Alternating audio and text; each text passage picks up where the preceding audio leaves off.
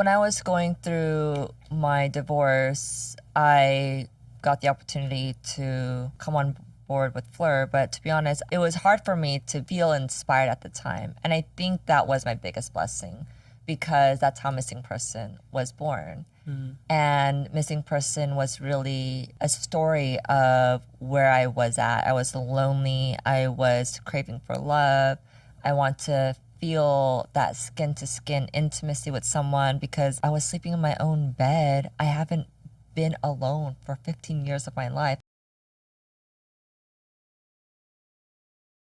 Hello, it's Brooke Devard, and you're listening to the Naked Beauty Podcast. And if you're watching on YouTube, you're watching the Naked Beauty Podcast. Today, I am so excited for my guest, Chriselle Lim, someone who I have admired and followed pretty much for her whole career. And where she's at now, I'm so excited to discuss. To give you all some background on her incredible journey, Chriselle Lim is a trailblazing entrepreneur, creative visionary, and one of the OG digital fashion influencers who helped define the modern creator economy. With over 6 million followers across her social platforms, Lim has built a global audience through her sharp, irreverent approach to style and her deeply personal storytelling. In 2022, Lim launched her fine fragrance brand, Phlur, which became an instant viral sensation. Its hero scent, Missing Person, sold out within hours of launch and generated a waitlist of over 250,000 people. Is that correct? Yeah, 250,000 people. So, okay. Yeah. Amazing. Today, Phlur is carried in over 500 Sephoras stores across the US, Canada, as well as internationally in Selfridges and Space NK. You all know I've been on my fragrance founder journey. This is like ultimate goals.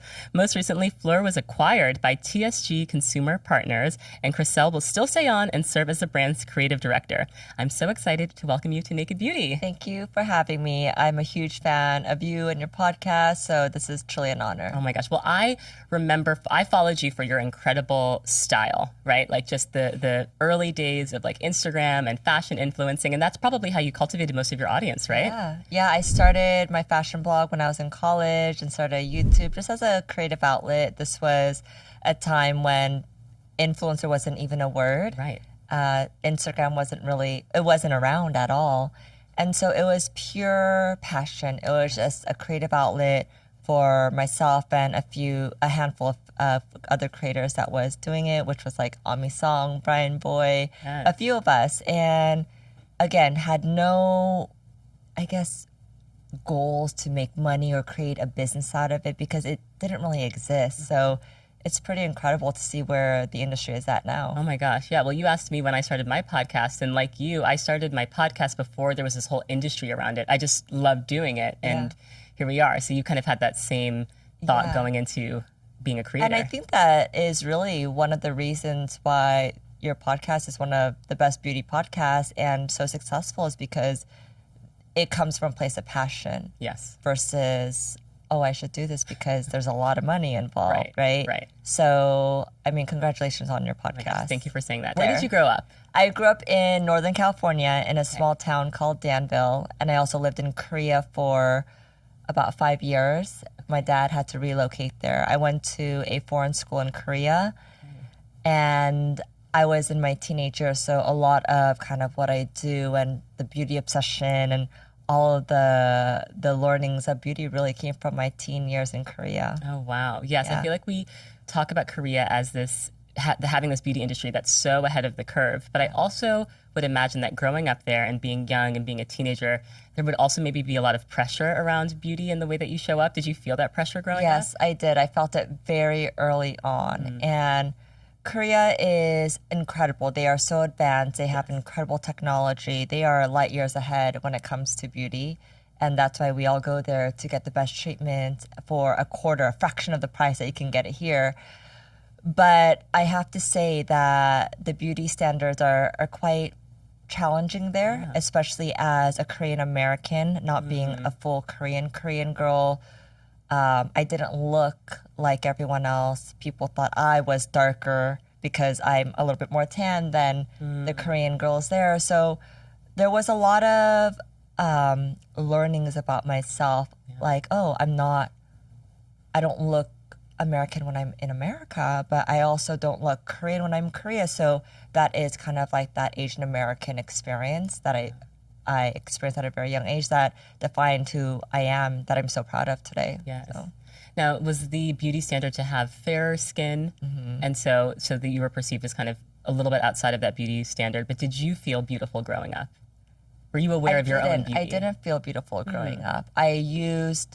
Because I was always an outlier in a sense, when I grew up in Northern California, all of my peers were not Asian. They didn't look like me. And all of the media that was on TV at that time, no one looked like me. So BOC and The Hills and exactly all just blonde white girls. Exactly. So I guess there was Lucy Liu. That was like the only Asian. I'm trying to think of like what representations we had of Asian American beauty. Yeah. There was Lucy Liu, and there was Lucy Liu. That was really about it. I mean, there was Suchin Park. I don't know if you remember. She's actually one of my best friends. No way. Yeah. From MTV. From MTV. Oh my God, she was iconic. I like wanted to be her. So she was like the cool Asian girl that was on MTV, that was talking about music and hip hop, and she was on like TRL she was Countdown. She was so cool. Devin Aoki also was cool. Yes. But yeah, there wasn't much. Right. And so my beauty standard was whatever I was exposed to, and it wasn't what I looked at. When I looked at myself, I didn't look like them. So my armor was really makeup and clothes, and I would use fashion essentially as a way to, I guess, catfish in a way, my confidence. So people thought I was confident. People thought I really, I don't know, looked a certain way because I always had these like cool outfits on. But I was really an insecure girl growing up, all the way up until probably my late 20s, I would say. Yeah. So what was that turning point when you started to recognize your own beauty? Was it starting to create content and share with people and kind of build a community? It was definitely when I moved to LA. Okay. When I moved to LA right after high school, I was like, wow, there's a lot of people that look like me here. Yes. And it was being able to build that community out and be able to really just understand that there are many different beauty standards. And I think as I get older now, I'm really trying to think of beauty in a different way. I think before it was a lot of short fixes of like, okay, what can I do now to feel better? But as I'm 40 now, the whole idea of beauty has changed for me. It's more about longevity. Right. And I've been very open about my beauty journey, but I removed all my fillers. Yes, I saw the video that you did where you said, okay, I've just dissolved all of. So tell me about that decision to maybe what made you want to get the fillers, and then what made you say, I want to dissolve them? I started fillers maybe about 10 years ago. There's really nothing to fill. Like, what were you, like looking at your face, it's so perfect and beautiful. What were you filling? Thank you. I don't know. I really don't know.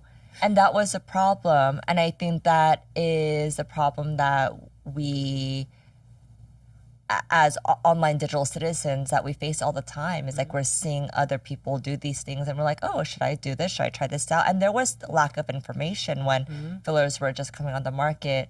And so you try it, it looks really good, and then you feel like you have to upkeep. You want more and more and more because your eye adjusts to the new normal, and then it's sort of it's swelling at first, and then it goes down, and then you're like, oh, I kind of want like another hit. Yeah. Did you feel like the practitioners that you were going to give you the injections, did they ever say like maybe you don't need it, or were they just kind of like, let's go, let's do it, because everyone else is doing it?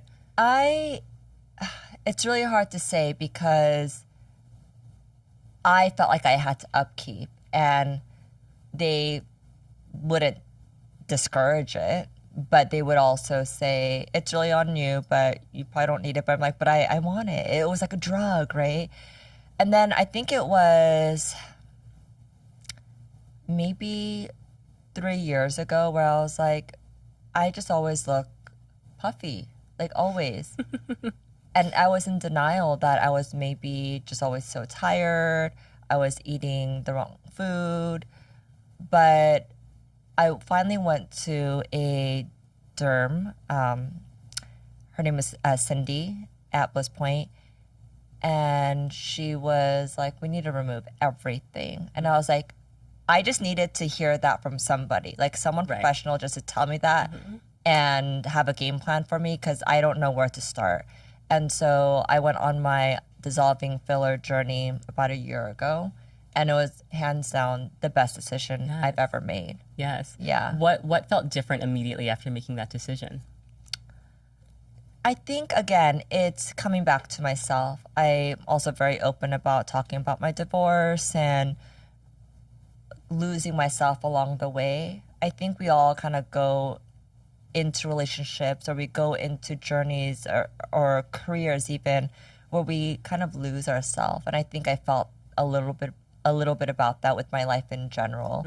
I felt like so once I dissolved the fillers, I felt like I was finally coming back to myself and getting control again. Yes. And that's a really good feeling, and being able to be back in your own skin. And of course, there were things that I noticed that I never knew that were there. But again, instead of thinking of how can I fix this quickly, it's more of like, what can I do long term that could actually help this situation. Yeah. And so again, it was one of the best decisions, and I wish I did it earlier. Yeah. Well, I'm so happy for you and that you've had this journey. Thank you. Thank you. Being a creator when you started versus being a creator today, I mean, it's so different. And I know you know, in addition to all of the incredible work you do with Phlur, you also still are doing content creation and you do paid deals.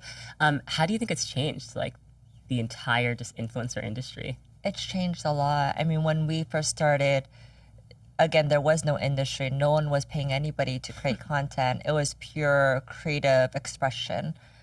And so the industry has evolved and it's grown, and it's a mega business now. People can make a lot of money from it. And also it is a way to advertise. Brands are able to get their messaging and their product out to the world through social media now, right? Yeah. And it's a very powerful tool. So it's evolved. We went from the Wild Wild West to a proper business, and I think we all kind of learned from it. But it's an incredible industry to be a part of. It's also an industry where you have to be nimble and you have to be on your toes a lot, because it's ever evolving, it's always changing. Yeah. And I think that is one of the most important things for me as a creator. Have been doing this for almost, I think it's about 18 years now. Wow. You just have to realize that nothing is forever. And I always say you have to evolve or die. Yeah. I mean, you brought up Ami Song and Brian Boyd, people that I've followed, again, like since the beginning, and just seeing how their careers have evolved and changed. It's incredible. Yeah. Let's talk about Phlur. What was the impetus for going into fragrance? So fragrance was a category that I absolutely loved and admired as a consumer for a very long time. I can deeply relate. I could tell. But did I ever think in my wildest dreams that I would be a brand owner of a fragrance brand? No, that was never in my roadmap. Right. But there was an opportunity for me to come on board with Phlur. So Phlur was actually an existing fragrance brand before I came on board. And it was a beautiful fragrance brand, as I was very familiar with it. They actually were one of the very first brands to be very transparent about their ingredients. Yes. And so they built a very loyal cult following that I respected and admired so much. Which is, I think, for people outside of the industry, they don't know what a big deal it is. Like, I was so proud when my fragrance was carried in Credo Beauty, because Credo has such strict standards. They do. But half of the standards are just around transparency. Yeah. So few fragrance brands disclose what's actually in the fragrance. It's very true. And I was actually surprised that a lot of people didn't know that. Yeah. Because when you spray something essentially on your skin, you just think that, oh, it's water and some beautiful scents. No, there's a lot of things in it. Yeah. And so it was really important to me as a mother to two girls, as someone that has built a business talking about longevity, that Phlur really stood for something that is more than just the now and something very long term. And I know that even Phlur, before I came on board, they did kind of set that groundwork of being that transparent, clean brand. So I respected what they built. So I came on board in 2021 as one of the co-owners of the brand. Co-owner, okay. Yeah, and also as a creative director. Okay. Now, had you ever been a creative director before? For a proper brand? Yes. No. No, just for yourself? Yes, just for myself. So I have this theory that we're going to see more and more creator-led, influencer-led brands, because creators are essentially their own business enterprise. You have all of the marketing insights, you know what people are clicking on, you know what people are responding to, and you have real-time, always-on customer feedback, right? Yeah. Marketing firms pay a lot of money to do focus groups. You know what your audience wants, you know what people like, you know what people respond to, qualitatively and quantitatively. Yeah. You've also been creating images and videos yourself for your audience. So doing it for a brand, that probably almost felt easier in a way. Like, did you kind of come into it and be like, I know what I'm doing? I think it worked to my benefit that I didn't have a proper creative director role in a fragrance brand before. Right. Because I didn't have any red tape around me. I didn't have anything that was like, oh, that's a big no-no in this industry. Right. I did what felt was right For you, right. for me You had and what I know of. And that people still ask me till this day how we were able to get Phlur off the ground so fast and how we were able to make multiple hit scents like Missing Person and Father Figure, Vanilla Skin, and Heavy Cream. And the answer is I was just being myself. Like, I don't know anything but to do that. Right. And I think that worked to my benefit, that I didn't have kind of this strict guidebook of the rules that I had to follow. You had no preconceived notions about how to market the product, how to develop the creative, so you just kind of did what felt right to you. And I'm a consumer at the end of the day. We work with incredible noses. One of the top noses. I actually have been fangirling over these noses that we've been working for a very long time. And I'm like, we have to get these guys on board with Phlur. So I'm learning from them every single day, but I'm not a nose. I work with the noses. I'm learning from them.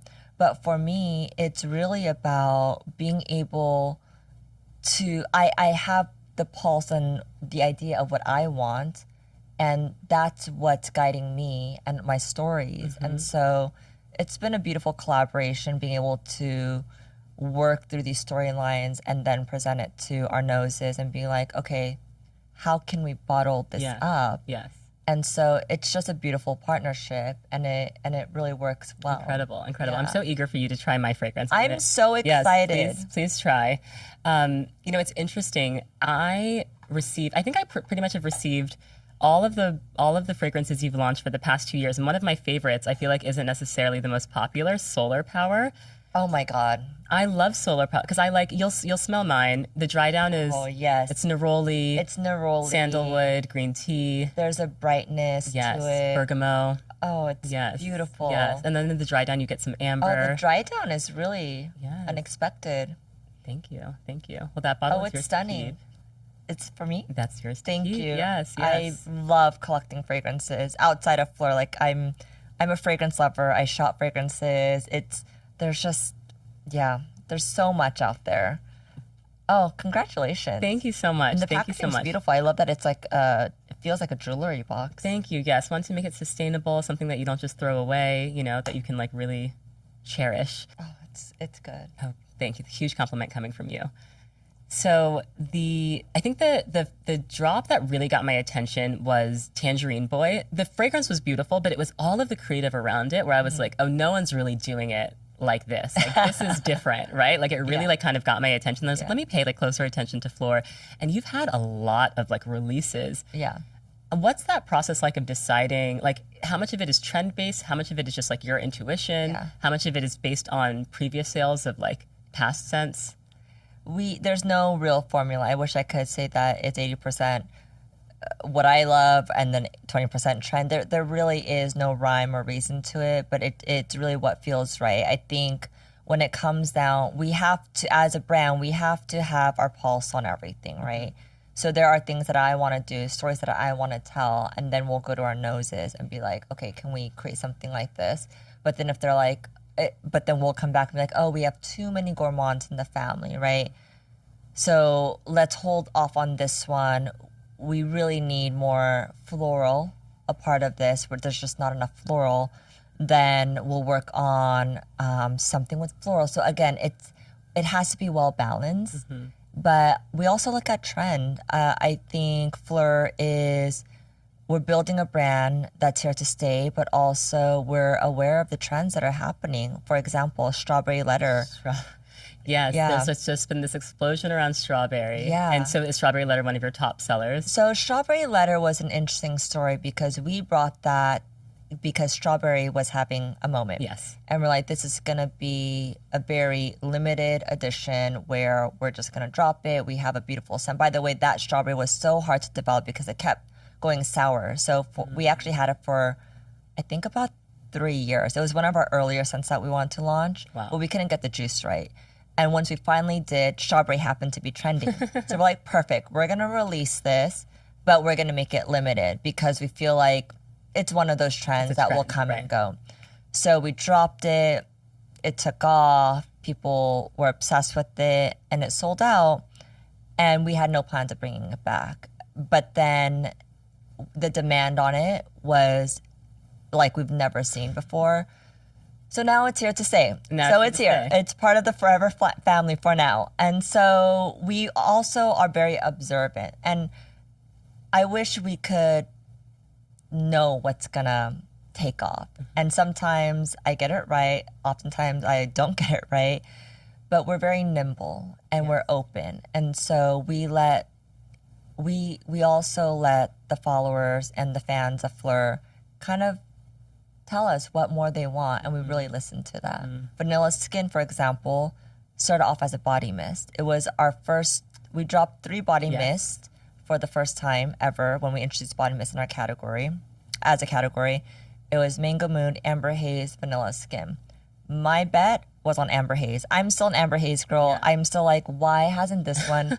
But I also love amber. Like the dry down of my fragrance is really amber forward. Yes, I smell the amber. Yes, yeah. I think amber, it just like feels like sensual. It's sensual, it's sophisticated, it's feminine without being overly floral. Like but vanilla's having such a moment. There was no chance that amber was going to win against vanilla. I'm still rooting for my Amber Haze.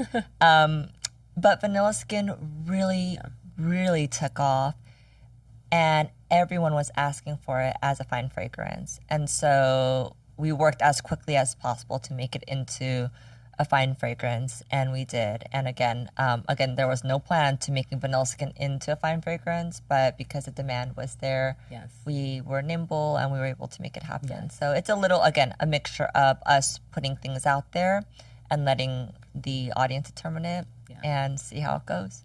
Now, I know that there's a deeply personal story behind Missing Person, and I am curious what your experience was of kind of building this company while also going through divorce. Yeah. What was that like to navigate?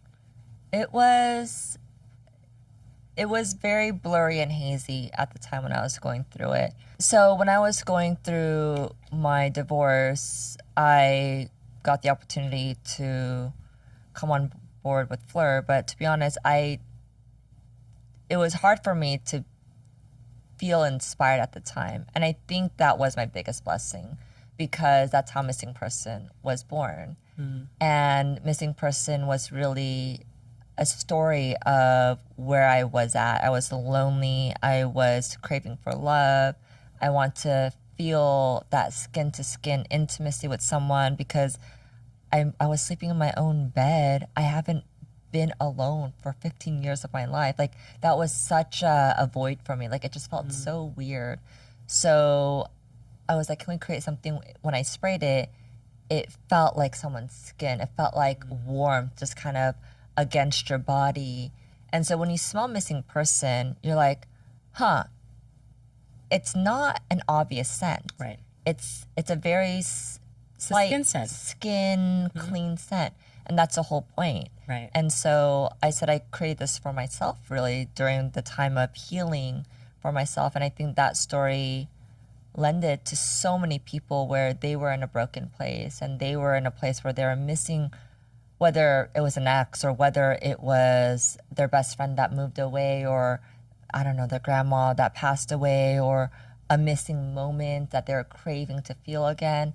It really brought that emotion to people. So when we launched Missing Person, again, I launched it with no idea that it would be emotional for other people. It was emotional for me, but I didn't realize how emotional other people would get. And so people would be spraying the scent and just crying and be like, oh my God, this reminds me of this one moment, or this reminds me of my grandma who just passed. And it wasn't because it smelled like them, but it smelled very nostalgic. So it just brings that any nostalgic moment. What are the notes in Missing Person? So there's skin musk on top, and then bergamot, and then there's also, it's a double musk, so it's musk on the base as well, and a little bit of jasmine. So it's clean, but it's not overly clean. It's slightly musky. So it's a very light scent. Yes. And so I always tell people, if you want something that projects, this is not it. Right. But this is a scent that also works so beautifully as a base. Yes. Because skin musk just ties in nicely with any scent, whether it be a double musk, whether it be a gourmand.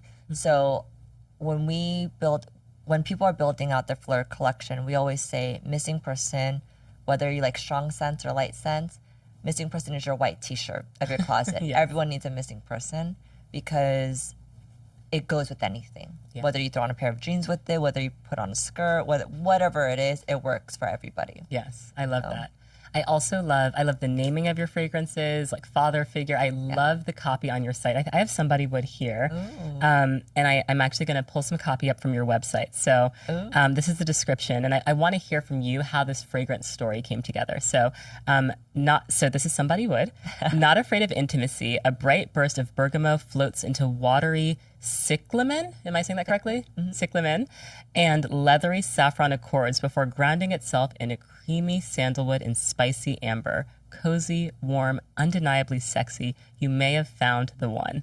Ooh. So you have the notes, but then how do you think about the mood or the feeling? Because that description is so evocative. Yeah. How do you think about that as you're building the fragrance? As I mentioned earlier, I'm the everyday consumer. I don't come from the fragrance world. We work with incredible noses, but I think, again, that works to my benefit because I think majority of people are like myself, where, yeah, you could read notes and you could mention all the incredible, the base and the heart and the top notes, but majority of people don't really understand that. And it's really more of how it's going to make you feel. And for me, that's the storyline. That is where you can determine if you want to buy a fragrance online or not. Because if you really think about online buying for fragrance, that didn't exist until a few years ago, or maybe not even a few years ago. Like for us, I think Missing Person was one of the brands where people are like, you were not at a Sephora yet. You could not even go to any store to smell it. And how did you get a wait list of 250,000 people? Right. And my answer was, it was a storytelling. The storytelling. People are more curious about how something smells because of the story. And so when we write our descriptions and our copy, it should be intriguing enough where they're like, oh, that's how I want to feel. So for Phlur, it's really about wearing what you feel. And that is 100%. Our tagline is, wear what's true. And if that description feels like it's true to you, then yeah. And I think blind buying on fragrance is something normal now, which wasn't the case a few years ago, right? It's so true. It's so true. And I think the world of fragrance trends and fragrance influencers is also interesting. We're in this, I feel like, very heavy gourmand period now. Yeah. What do you think is next? I mean, I love gourmands, but there's room for more, I think. I think the evolution of gourmand is here as well. I think we were in a stage where it was very heavy gourmands on top of gourmands on top of gourmands. Right. We at Phlur, we like to take traditional classic notes and give it a nice twist to it, a very unexpected twist to it. We've been playing a lot with florals lately because I think florals have a connotation that's tied with your grandma's floral, right, especially with rose. Oh, yeah.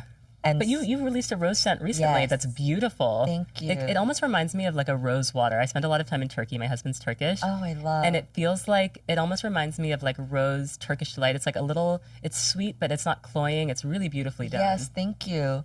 So it's called Rose Whip, and Rose Whip was a challenge for us to take on rose in a very unexpected, non-traditional rose way.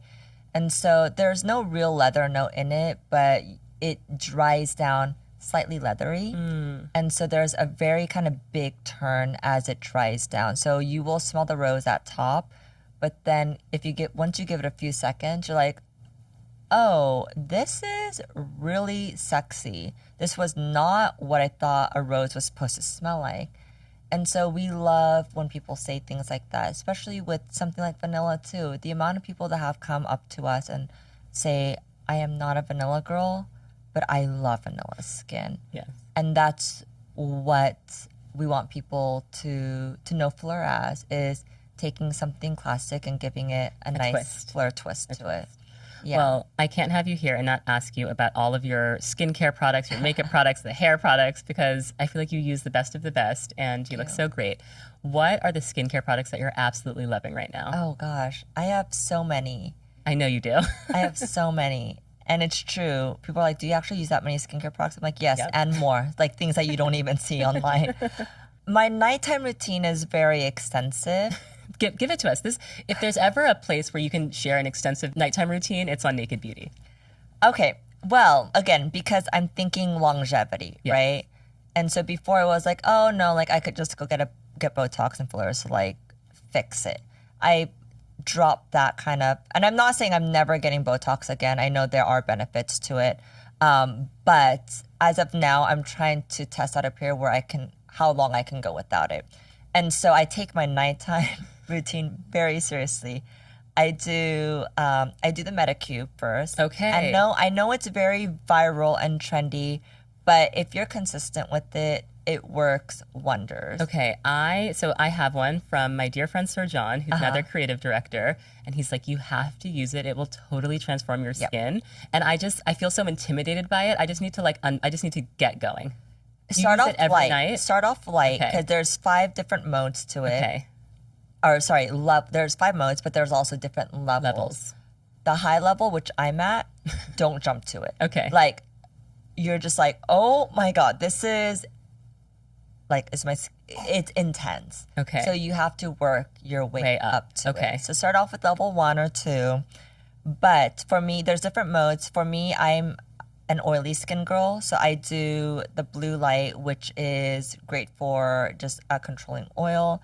But there's also the booster mode, which essentially you can apply your skincare with it. So instead of taking the time to, let's say you put on your toner, serums, moisturizer, and instead of like rubbing it in, you use a wand and you use a booster mode to get that in, because it will penetrate a lot deeper than when you use your hands, and you're gonna do it anyways, right? Okay. So I kind of double it up. Okay, so you start with your Metacube, then what's next? I do my oil cleanser, my cleanser. Okay, wait, which oil cleanser are we using? I use a Korean brand called Haru Haru. Okay. It's a very gentle, lightweight oil cleanser. Love.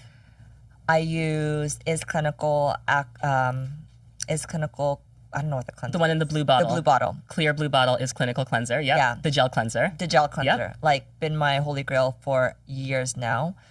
Then I go into my Clodipo toner. Okay. I like to test out a lot of different products because skincare can be very expensive, as you know. But you get everything for free. Yes, but that's where I'm like, I have to test out to see if I would actually buy it with my own money. Right. Right? Right.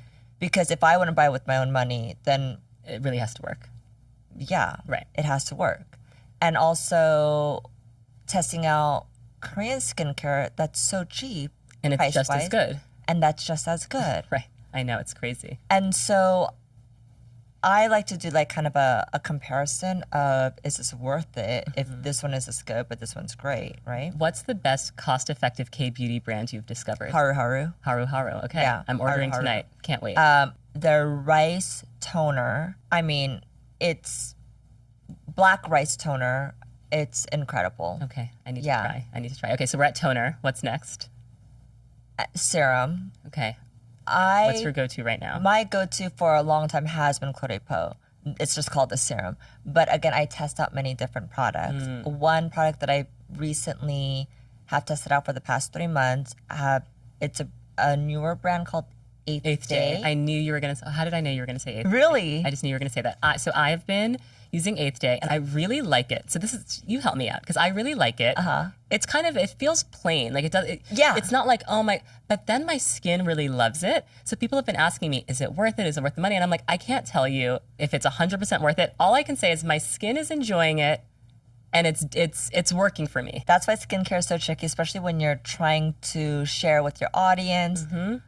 Because there are some products that are just, you're like, It's nice. it's nice. But then you start using it and then you stop and you're like, oh, my skin actually really liked it and it worked really well. And you don't notice it until you stop using it. Yep. And so when I first got 8 Day, I was like, Right. I don't know. It's great, but it's very simple. There's, again, no scent. Right. It's simple. I don't know. We'll see. And then I went through the entire bottle, like Same. the big Big one. Yep. And now I was like ordering online because I'm like, oh my God, I'm out. Like I need this stuff because I went about a month without it and my skin completely turned. Changed. I know. So, oh my gosh, now I need to yeah. not run out. And they just released a moisturizer too, right? I don't know. I haven't. Okay. I'm like on the serum and I'm like, I know. It's love the good. serum. It's I need to good. try out their moisturizer Yes. too. So, okay, so what do we do to lock it all in? Okay, so then I go to my moisturizer. Okay. And again, we're using the wand while Yes. we're applying these products in. So my moisturizer right now, I'm testing out, again, high-low. There's a Neutrogena retinol moisturizer that I've been testing out. It's pretty good. It's good? It's pretty Okay. good. Yeah. Okay. I'm a retinol girl. Retinol. I love my retinols. So I haven't used a moisturizer that had a retinol built into it. And so that's been really nice. But so that's one that's really affordable that I've been enjoying. Love. What do you like for eye cream? Eye cream's tricky for me. Because sometimes I'm like, Do I need to do this? I don't know. I love an eye cream. What's your eye cream? What's I your like the go-to eye cream? Shiseido Benefiance. Okay, I And then there's a haven't brand tried called Retrouve that has an incredible like eye concentrate. It's like this balm and it's just like, it's Is beautiful. it thick? It's very thick. Okay. I love a thick eye cream. That's what I'm saying. Because I think I use a lot of... Actually, no, I lied. There is a Augustina Spotter eye cream Ooh. that it's a newer one. They had one before and they relaunched the new one. Okay. That was I ran out. That's why I forgot about because I haven't used it in a while. But it reminded me that I should go get it again. Yes. But that one was great because it was a little thicker. I realized that if the eye cream is thinner, it just feels like I'm putting moisturizer under my eye. So I like a good We thick need a eye good cream. Thick. Yes, Yeah. Yes. What's your go-to sunscreen?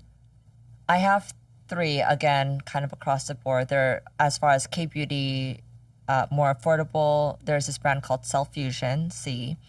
I think it's What's like it called? Cell Fusion, Self Fusion. Yeah. Okay. Where can you buy that? Amazon. Amazon. Okay. But this is okay. The thing about Amazon with Korean beauty, and a lot of people don't know this, is that it's really hard to sell Korean beauty. I mean, I think Sephora has some K beauty now. I think Ulta, a few other places are building out their K beauty section.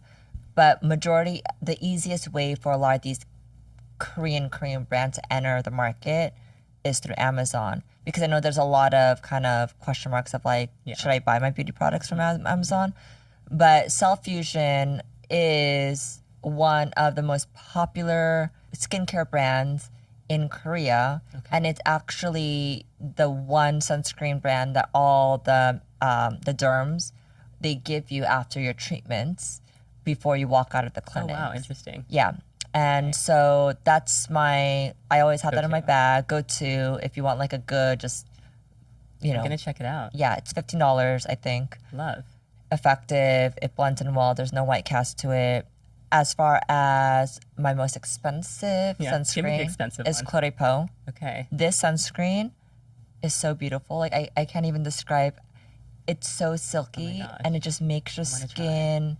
it's like a veil. Right. It's Well, Clé so de stunning. Peau is the same. It's owned by Shiseido. Shiseido, And I love yeah. so many of the Shiseido products. And I Yeah. feel like I just need to go like that one level up and Yeah. get into the Clé de Peau products. Shiseido has really great Yeah. products, and yeah, they're the families, It's the the same. family of Shiseido. They're probably all coming from the same labs. Yeah, exactly. Yeah. Exactly. But yeah, in Japan, they kind of own that market, and I'm surprised that not as many people know about Clé de Peau. A lot of people know about Shiseido, but not as many people know about Clé de Peau. Another one that I really love that I recently tried is Allies of Skin. Oh, yes. They have this selfless tan. Interesting. Not a product I need, but I'm interested. Selfless tan. And I was a little hesitant by it because I do not trust self-tanning products. Right. But it's very mild, and my body is always so much tanner than my face. Right, because I you're was so like, good about sunscreen. yes, and I'm always like covered up with the hat. And so my face is probably 3 shades lighter than my actual body. I Right. put a ton of bronzer on to kind of Right. match it. So I was like, okay, let me give this a try. I brought it. I just came back from Costa Rica. I brought it, and it was just like a beautiful sunscreen. I thought it was going to turn out like kind of more of a tanning color. It was like a wow. normal sunscreen. Nice. And I do feel like it gave me a little bit of Yeah. color. And it was just a great product that we used throughout our entire Costa Rica trip. I love it. Yeah. I have 2 last questions for you before we play our fun fragrance game. But you and having fun. So I follow you on all the platforms, but I love on TikTok when we get like little glimpses of like just like maybe like a new person you're dating or just like fun things that you're doing, traveling. And I feel like, especially for moms, like we both have 2 kids, it's so hard to remember like, okay, before I like went into like mom mode and became like, what did I do for fun? And it feels like you're having a lot of fun in this chapter of your life. Yeah. What do you do for fun? That is a good question. I like to dance. You like to dance. So you like to go out and like have fun. I like to go. I don't go out much because, and this is a challenging part when you're. People know you. No, not only. I'm not too worried about that because for me, I don't mind just going out and living my life. But I think it's more about finding my tribe at this age because so many of my friends are married and have kids. Whereas, like, for me, every other week, I don't have my girls because I'm co-parenting. So when I first got divorced and my girlfriends, who they were supporting me and they were going out with me, like, every weekend. But they have full-fledged families. They're married. Like, they we're have tired. jobs. We can't do After this a few anymore. weeks, they're like, we love you, but, like, we think you need to make some new friends now.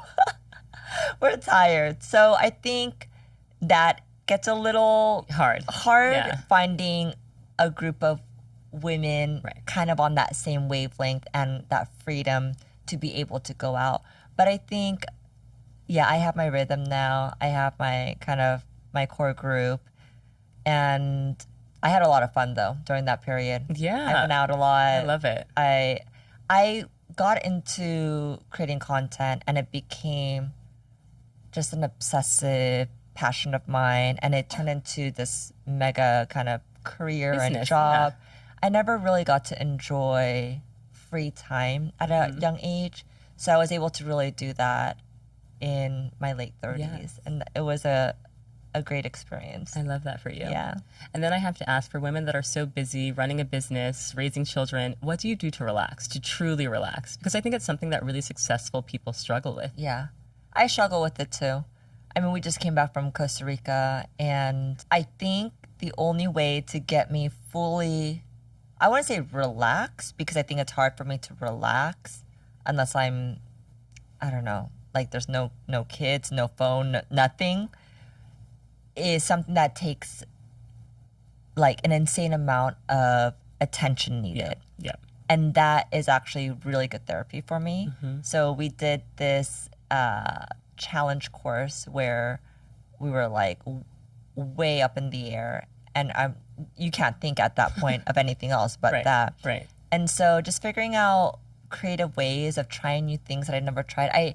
I'm always in a place where I want to get inspired. So something where I can just kind of turn off my brain and focus on that one thing is something that I've been doing more of.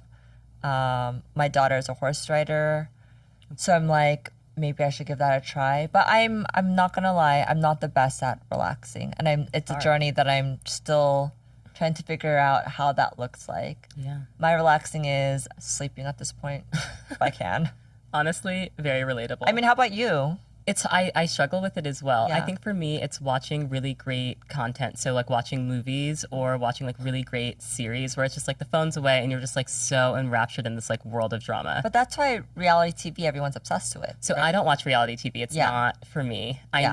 I need like a really well scripted, like deep character development. Like bring me into a world. Right now I'm watching Mobland, Oh. Guy Ritchie's series with Tom Hardy and Helen Mirren, and it's just like so different from my life, but like I'm just so interested. Yes, it just takes you to another place. Take me away. For me, because I spend a lot of my time on planes for work. I'm always going somewhere.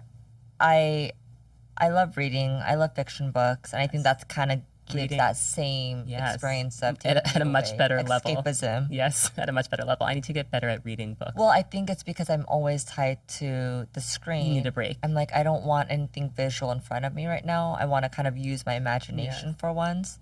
And so I think that's why I resort to books when I can. Yes. Ooh, can you give us a book recommendation for like something that's like a real page turner? It really just grabs you and pulls you in. Oh. Okay, so this one is not fiction, but it is a page turner. I think it's called I Regret Almost Everything. Oh, I've been hearing about this book. Yeah. Okay. Yes. Tell me more. It's an autobiography. He's the founder behind Balthazar. Yeah. A very famous restaurateur. Yeah. Yes. And you just get so emotional and so attached to everything that he's going through.